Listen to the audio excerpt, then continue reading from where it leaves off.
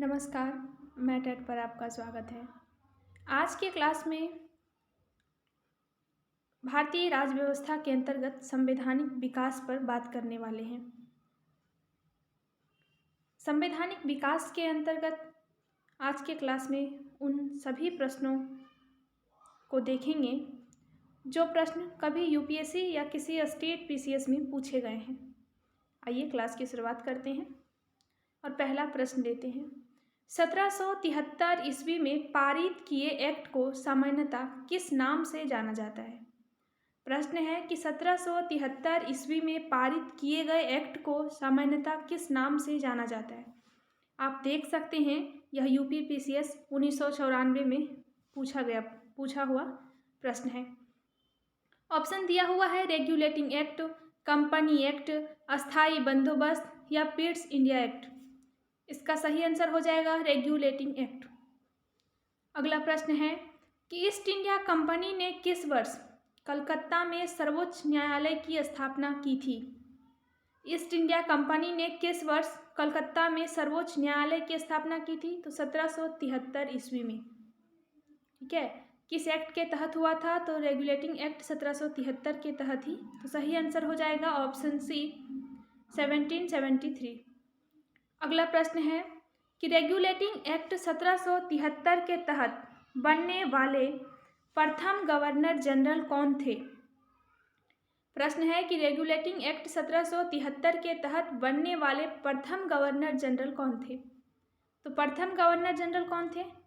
Warren Hastings. कौन? Warren Hastings. तो सही आंसर हो जाएगा ऑप्शन बी। अगला प्रश्न है कि निम्नलिखित में से कौन सा भारत में समस्त ब्रिटिश संवैधानिक प्रयोगों में से सबसे अल्पकालीन सिद्ध हुआ?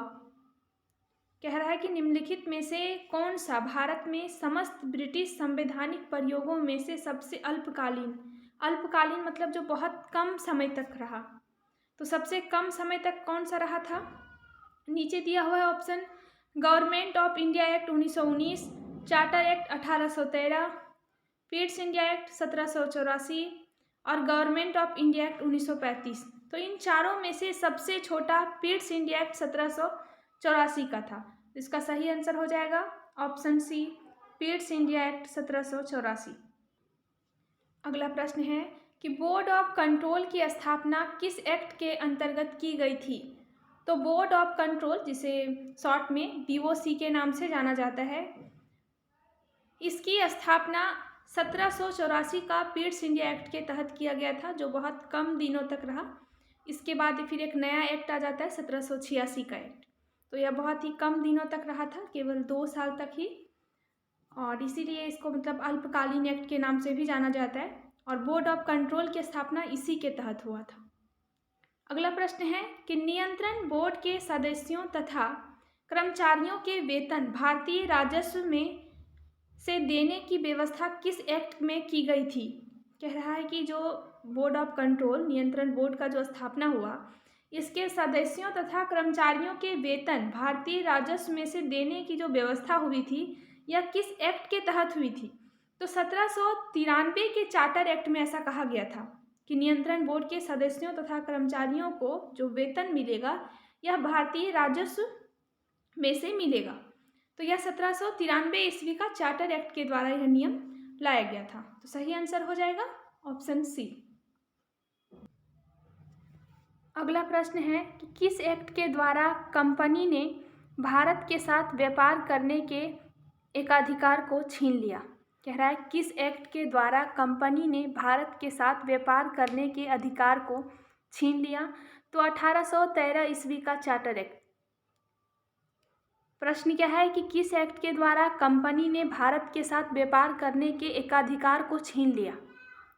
किस एक्ट के तहत? तो 1813 ईस्वी का चार्टर एक्ट के तहत। अगला प्रश्न है कि किस एक्ट के द्वारा ईसाई धर्म प्रचारकों को भारत में धर्म प्रचार का अधिकार मिला? प्रश्न है कि किस एक्ट के द्वारा ईसाई धर्म प्रचारकों को भारत में धर्म प्रचार करने का अधिकार मिला? तो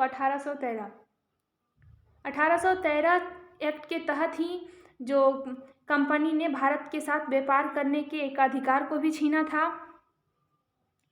और फिर इसी के तहत क्या हुआ कि ईसाई धर्म प्रचारकों को भारत में धर्म प्रचार करने का अधिकार मिला। अगला प्रश्न है कि किस अधिनियम के द्वारा ब्रिटिश संसद ने चाय और चीन के साथ व्यापार को छोड़कर ईस्ट इंडिया कंपनी के भारत के साथ व्यापारिक एकाधिकार को समाप्त कर दिया। केवल चाय और चीन के व्यापार को रहने दिया गया था, बाकी सभी व्यापारिक जो मतलब एकाधिकार था व्यापार करने का, यह सबको समाप्त कर दिया गया। तो 1813 ईस्वी का चार्टर एक्ट के तहत। तो सही आंसर हो जाएगा 1813 का चार्टर एक्ट।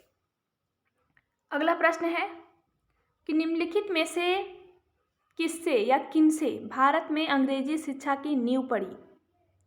आप देख सकते हैं IAS प्री 2018 में यह प्रश्न पूछा गया है कि निम्नलिखित में से किससे या किनसे भारत में अंग्रेजी शिक्षा की नींव पड़ी। ऑप्शन दिया हुआ है 1813 का चार्टर एक्ट, ऑप्शन बी दिया हुआ है general committee of public instruction 1823, और ऑप्शन सी दिया हुआ है कि प्राच्यविद एवं आंग्लविद विवाद। नीचे कूट का प्रयोग करके सही उत्तर चुनना है। ऑप्शन ए में है 1 और 2, ऑप्शन बी में है केवल 2, ऑप्शन सी है 1 और 3, और ऑप्शन डी है 1, 2, 3 मतलब सभी।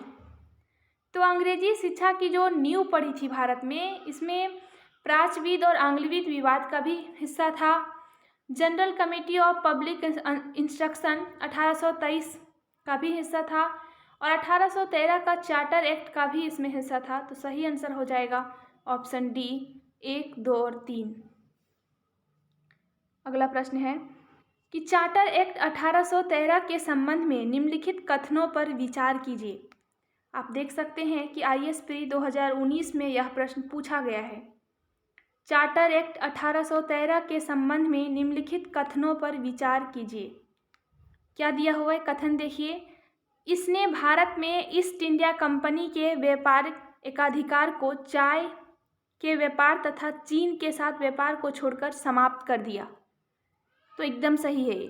क्या किया, 1813 के चार्टर एक्ट के तहत ही चाय चीन के व्यापार को छोड़कर जो व्यापार का मतलब एकाधिकार था इसे समाप्त कर दिया गया था।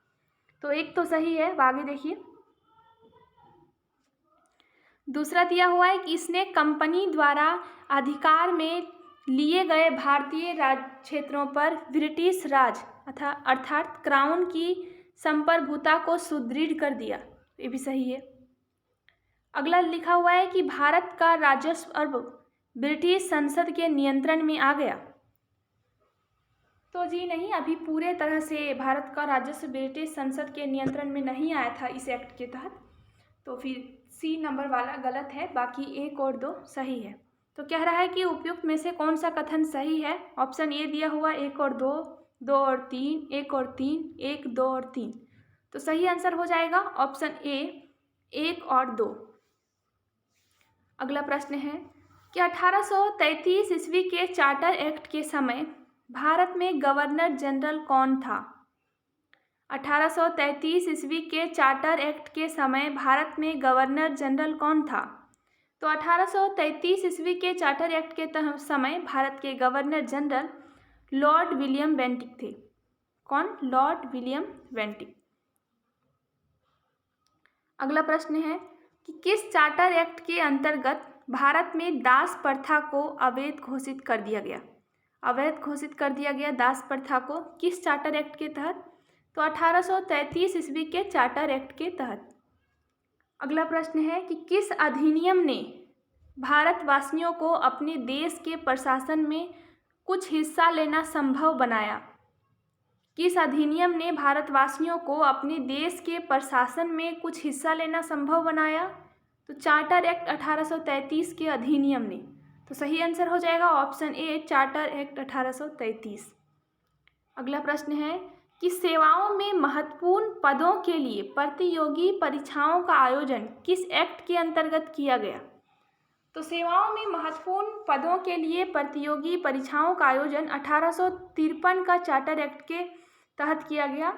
किसके अंतर्गत। तो 1853 के चार्टर एक्ट के तहत। अगला प्रश्न है भारत का शासन कंपनी से लेकर ब्रिटिश क्राउन के हाथों में कब सौंपा गया।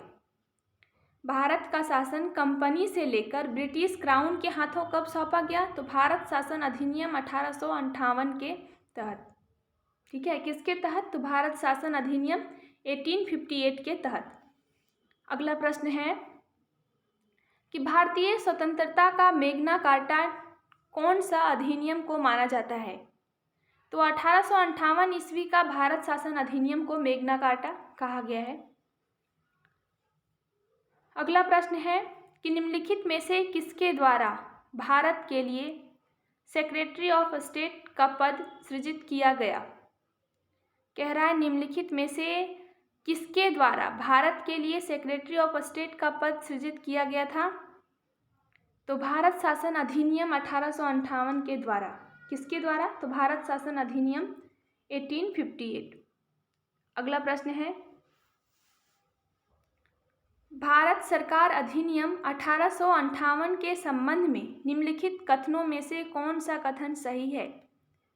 ऑप्शन दिया हुआ है कि ब्रिटिश राज ने ईस्ट इंडिया कंपनी से भारत पर संप्रभुता ग्रहण की थी। ब्रिटिश संसद ने भारत के शासन के लिए पहला कानून ब्रिटिश राज के प्रत्यक्ष शासन के अधीन ही अधिनियमित किया था। ऑप्शन सी दिया हुआ है यह अधिनियम देश के प्रशासन में बिना किसी लोकप्रिय सहभागिता वाले निरंकुश साम्राज्यिक नियंत्रण के सिद्धांत से अधिशासित था। कह रहा है कौन सा कथन सही है? तो इनमें से तीनों ही सही है, तो सही आंसर हो जाएगा ऑप्शन सी 1, 2 और 3। अगला प्रश्न है कि भारतीय प्रतिनिधियों को कानून निर्माण करने की प्रक्रिया में पहली बार कब शामिल किया गया?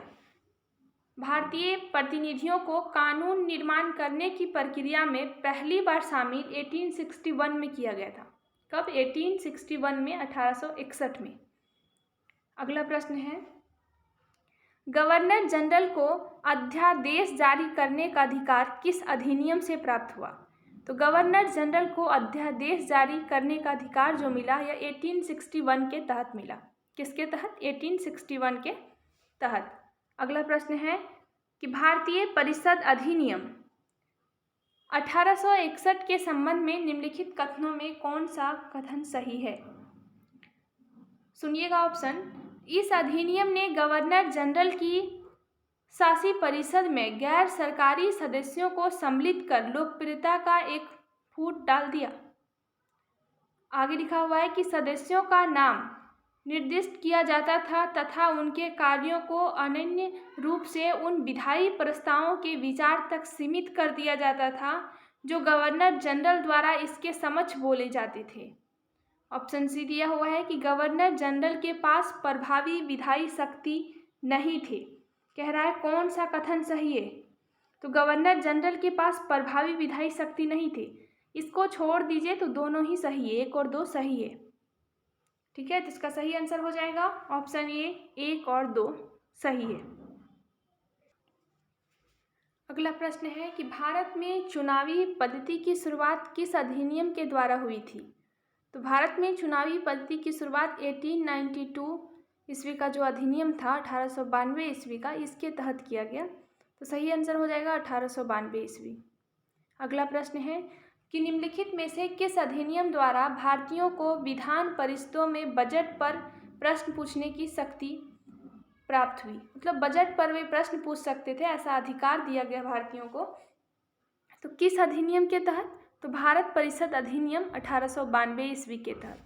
अगला प्रश्न है कि आरंभिक राष्ट्रवादियों ने 1892 ईस्वी के काउंसिल एक्ट का विरोध क्यों किया था?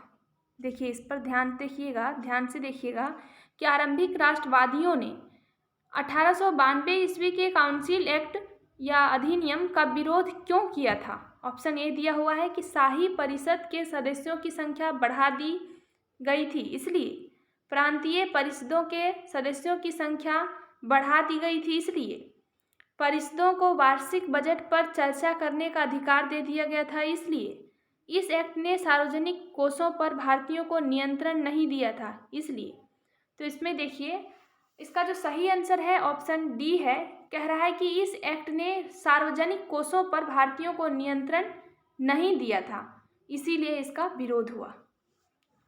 अगला प्रश्न है कि ब्रिटिश भारत में सांप्रदायिक प्रतिनिधित्व की व्यवस्था निम्नलिखित में से किस अधिनियम द्वारा की गई थी? तो ब्रिटिश भारत में सांप्रदायिक प्रतिनिधित्व की व्यवस्था मार्ले मिंटो सुधार 1909 के तहत किया गया। किसके तहत? मार्ले मिंटो सुधार 1909 के तहत। अगला प्रश्न है कि 1909 ईस्वी में भारतीय परिषद अधिनियम ने किस बात की व्यवस्था की गई थी? देखिए प्रश्न है कि 1909 ईस्वी के भारतीय परिषद अधिनियम में किस बात की व्यवस्था की गई थी?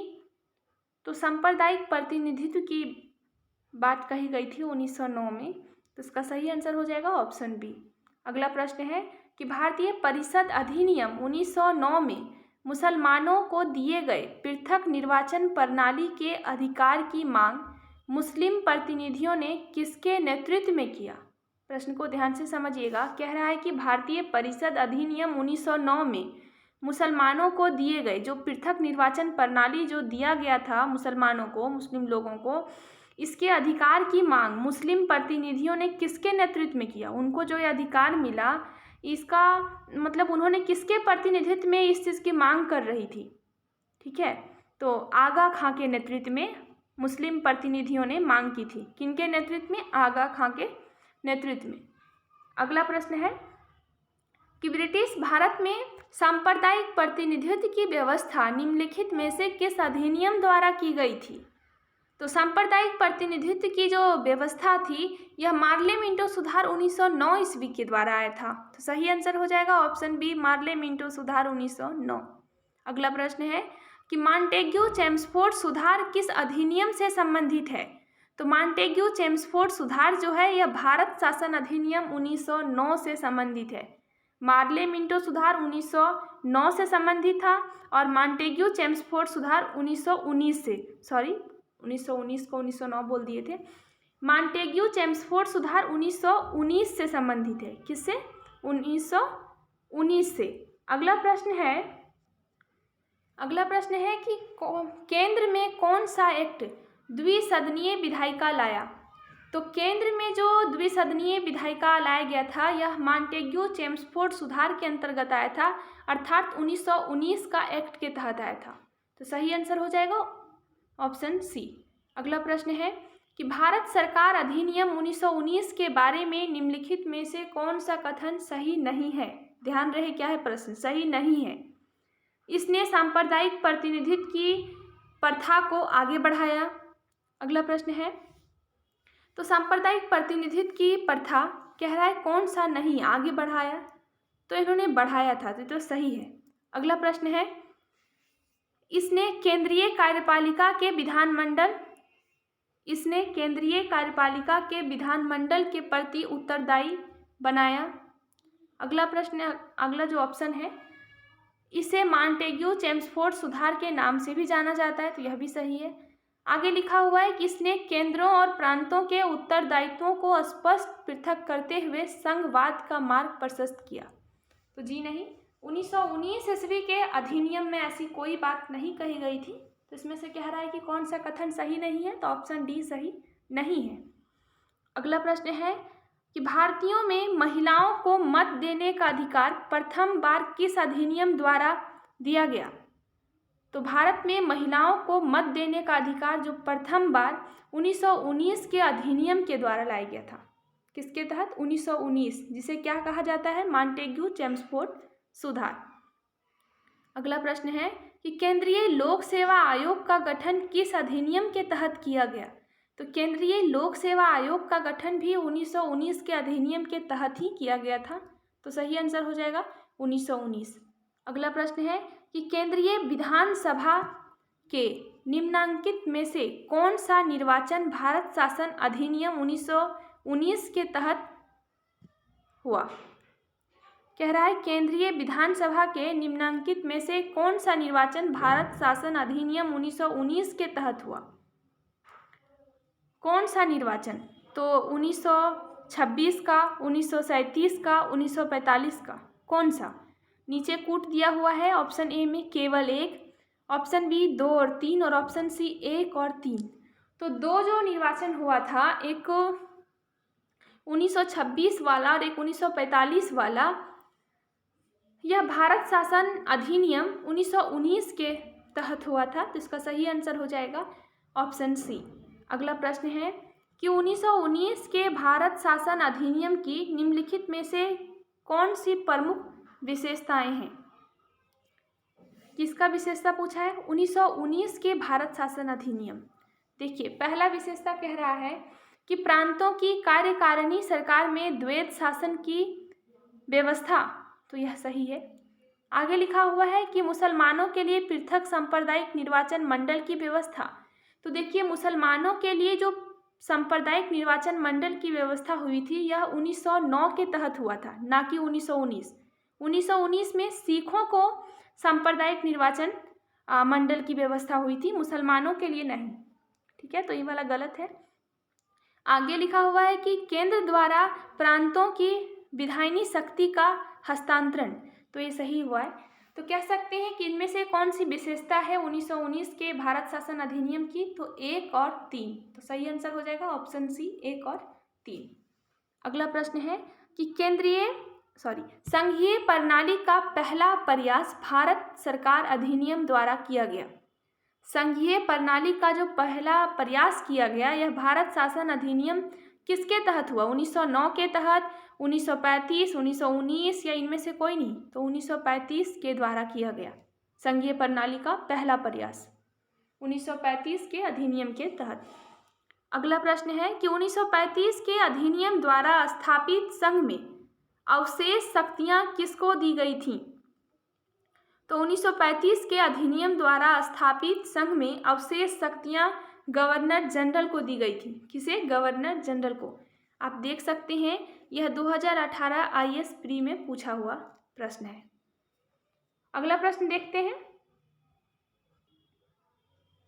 अगला प्रश्न है कि निम्नलिखित में से किस अधिनियम द्वारा संवैधानिक निरंकुशता का सिद्धांत प्रवृत्त किया गया? कौन सा सिद्धांत? संवैधानिक निरंकुशता का सिद्धांत किस अधिनियम के द्वारा? तो 1935 ईस्वी के अधिनियम के द्वारा ऐसा हुआ था। किस अधिनियम के द्वारा संवैधानिक निरंकुशता का सिद्धांत प्रवृत्त किया गया था? तो 1935 का भारत सरकार अधिनियम के द्वारा।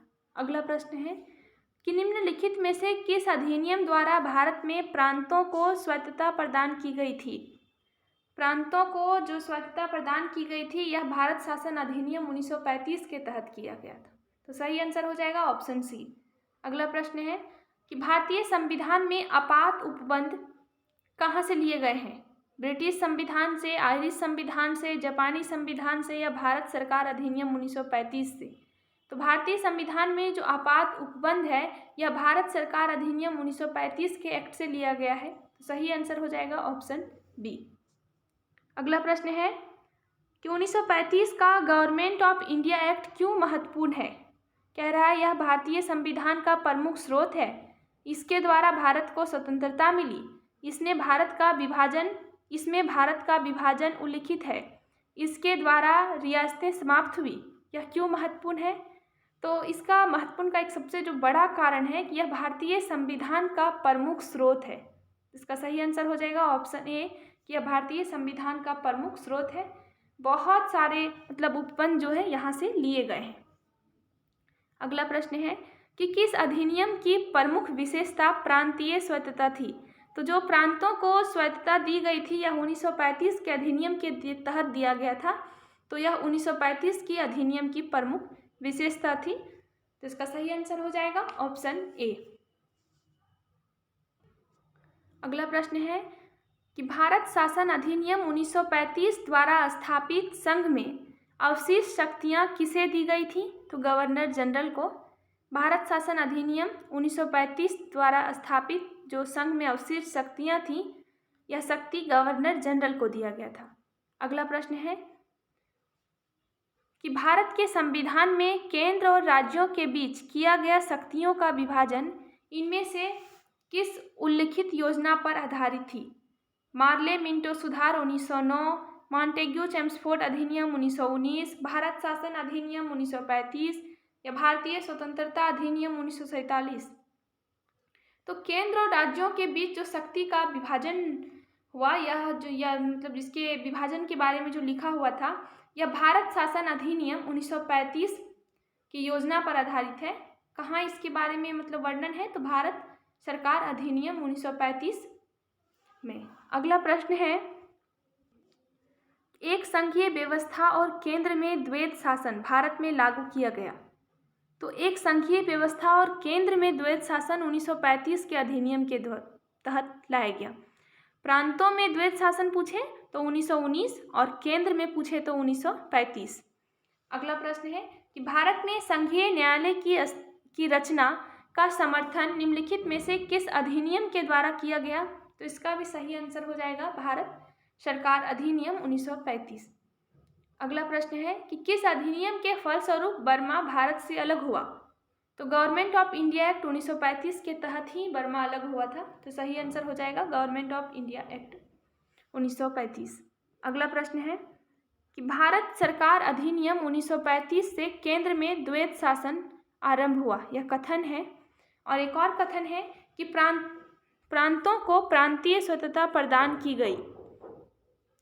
कह रहा है कि दोनों कथन अलग अलग सही है। कथन 2 कथन 1 का सही स्पष्टीकरण है ऑप्शन ए। ऑप्शन बी है, यह कथन कारण वाला प्रश्न है। ऑप्शन बी है कि दोनों कथन अलग अलग सही है, किंतु कथन 2 कथन 1 का सही स्पष्टीकरण नहीं है। तो देखिए यहाँ दोनों सही है, तो फिर ऑप्शन ए और बी में ही कोई एक है। अब समझना है कि ए और बी में दोनों है कौन। तो आप ध्यान से देखिएगा कि पहला में कथन में क्या बोला है कि भारत शासन अधिनियम 1935 से केंद्र में द्वैध शासन आरंभ हुआ, तो एकदम सही है। दूसरा कहता है कि प्रांतों को प्रांतीय स्वतंत्रता प्रदान की गई, तो दोनों ही सही है, लेकिन दोनों का मतलब बहुत ही अलग है। दोनों एक दूसरे का सही स्पष्टीकरण नहीं है। इसका सही आंसर हो जाएगा ऑप्शन बी कि दोनों कथन अलग अलग सही है, किंतु कथन जो है वह दूसरे कथन का सही स्पष्टीकरण नहीं है। अगला प्रश्न है कि वर्ष 1947 के भारतीय स्वतंत्रता अधिनियम द्वारा लाया गया एक परिवर्तन निम्नलिखित में से कौन सा नहीं है। ऑप्शन ए दिया हुआ है कि एक अंतरिम संविधान प्रदान करने के लिए भारत शासन अधिनियम 1935 को संशोधित किया गया था। ऑप्शन बी है कि भारत की अधीनता को समाप्त किया गया। ऑप्शन सी है नए संविधान के निर्माण तक सत्ता का स्रोत राजमुकुट था। ऑप्शन डी है भारतीय अधिराज्य का संवैधानिक प्रमुख गवर्नर जनरल था। कह रहा है कौन सा कथन सही नहीं है। 1947 के भारतीय स्वतंत्रता अधिनियम द्वारा लाया गया एक परिवर्तन निम्नलिखित में से कौन सा एक नहीं था। तो भारत की अधीनता को समाप्त किया गया, यह इसका सही आंसर हो जाएगा। अगला प्रश्न है कि निम्नलिखित में से भारतीय स्वतंत्रता अधिनियम 1947 की अभिलाषणिक विशेषता क्या नहीं है। ध्यान रहे क्या नहीं है पूछा है। ऑप्शन ए दिया हुआ है कि भारत के आधिपत्य को सिंध, बलूचिस्तान, पश्चिमी पंजाब, पूर्वी बंगाल को छोड़कर शेष भारत का क्षेत्र मिला। अगला ऑप्शन लिखा हुआ है, ऑप्शन ए सही है। ऑप्शन बी कहता है कि इस अधिनियम में ब्रिटिश संसद की विधायी इच्छा से एक संविधान निर्धारित करने को तलाशा गया। ऑप्शन सी है कि इस अधिनियम में 2 स्वतंत्र डोमिनियन की स्थापना करने का प्रस्ताव था, तो ये भी सही है। ऑप्शन डी है कि प्रत्येक डोमिनियन की संविधान सभा को किसी भी संविधान को बनाने और अंगीकार करने की असीमित शक्ति का होना था। तो इसमें ए, सी और डी सही है, जबकि ऑप्शन बी गलत है। तो इसका सही आंसर हो जाएगा ऑप्शन बी। अगला प्रश्न है, इसमें सूची 1 को सूची 2 से सुमेलित करना है। देखिए कह रहा है कि the India Council Act 1892। Option B है the India Council Act 1909। Option C है भारत सरकार अधिनियम 1919 और भारत सरकार अधिनियम 1935। इन चारों में से क्या क्या हुआ है कहानी, वही बस लिखना है और इस हिसाब से इसका सही आंसर समझ में आ जाएगा। तो द इंडिया काउंसिल एक्ट 1892 से देखिएगा कौन सा मैच करता है। कहता है कि प्रांतीय स्वतंत्रता की शुरुआत हुई थी क्या इसमें, तो इसका सही आंसर हो जाएगा कि नहीं, इसमें नहीं हुआ था। आगे है कि निर्वाचन के सिद्धांत की शुरुआत, तो निर्वाचन के सिद्धांत की शुरुआत 1892 से ही हुई, तो ये मिल रहा है 2 से। आगे है बी में देखिएगा कि द इंडिया काउंसिल एक्ट 1909। तो द इंडिया काउंसिल एक्ट 1909 में क्या हुआ था? मुसलमानों के लिए पृथक निर्वाचन क्षेत्र की शुरुआत। तो बी मिलेगा 4 से जाके। ऑप्शन सी है भारत सरकार अधिनियम 1919। तो भारत सरकार अधिनियम 1919, इसमें क्या मिलेगा? इसमें कह रहा है कि प्रांतों में द्वैत शासन की शुरुआत। आगे है कि भारत सरकार अधिनियम 1935, यह मिलेगा प्रांतीय स्वतंत्रता की शुरुआत। तो यह जाके मिल जाएगा 1 में। तो इसका सही आंसर हो जाएगा ऑप्शन ए, 2 4 3 1। ए मिल रहा है 2 से, बी मिल रहा है 4 से, सी मिल रहा है 3 से और डी मिलेगा 1 से। अगला प्रश्न है कि सूची 1 तथा सूची 2 को सुमेलित कीजिए तथा सूचियों के नीचे दिए गए कूट से सही उत्तर का चयन कीजिए। अगला प्रश्न है कि नियंत्रण परिषद की स्थापना। तो नियंत्रण परिषद की स्थापना कब हुई थी? नियंत्रण परिषद की स्थापना यानी कि जो BOC था, इसका स्थापना पीट्स इंडिया एक्ट 1884 के तहत हुआ था। तो सही आंसर हो जाएगा ऑप्शन ए का 2। ऑप्शन बी दिया हुआ है सर्वोच्च न्यायालय की स्थापना। तो सर्वोच्च न्यायालय की स्थापना कब हुआ था? सर्वोच्च न्यायालय की स्थापना 1773 के एक्ट के तहत हुआ था। तो 1773 यहाँ कहाँ लिखा हुआ है? 1 नंबर में। तो बी मिलेगा 1 के साथ। ऑप्शन सी दिया हुआ है इंग्लिश मिशनरियों को भारत में कार्य करने की अनुमति। जो ईसाई मिशनरियों को भारत में कार्य करने की अनुमति किसके तहत मिला था? तो इसका सही आंसर हो जाएगा चार्टर अधिनियम 1833। तो सी मिल जाएगा डी के साथ। इंग्लिश मिशनरियों को भारत में कार्य करने की अनुमति 1813 के एक्ट के तहत मिला था और गलती से 1833 बोल रहे। तो इसका सही हो जाएगा कि सी मिल रहा है 3 के साथ, यानी 1813। अगला है कि गवर्नर जनरल की परिषद में कानूनी सदस्य की नियुक्ति कब हुई? तो चार्टर अधिनियम 1833। तो डी मिलेगा 4 के साथ। तो सही हो जाएगा इसका 2 1 3 4, यानी कि ऑप्शन बी। तो आज की क्लास में इतना ही, फिर मिलते हैं अगले क्लास में एक नए टॉपिक के साथ। Thank you.